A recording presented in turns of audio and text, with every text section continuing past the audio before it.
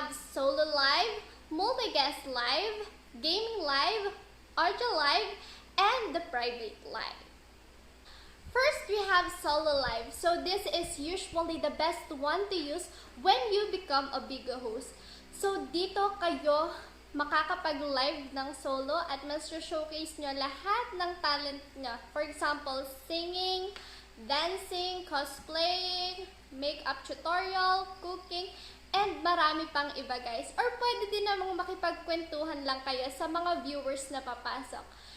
Take note guys na pwede din kayong makapag-invite hanggang 2 manonood sa inyong live. So mag-up lang sila, either audio or video, makikita nyo din sila at maririnig din sila ng audience nyo. Also guys, dito din sa solo live, pwede kayong makapag-set up ng PK or match or line with your friends dito sa Bigo. Dito sa solo live, di ba binibigyan kayo or binabagsakan kayo ng viewers or supporters nyo ng mga virtual gifts. Makikita nyo sa bar sa taas na nagra-rank up yung star nyo.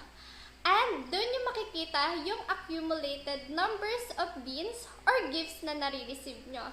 So, pag nag-rank up guys, ang star nyo or star points, meron kayong chance na magkaroon ng roulette or makapag-spin sa roulette at magkaroon ng bonus beans na mai-add nyo sa accumulated beans. Next, we have multi-guest live.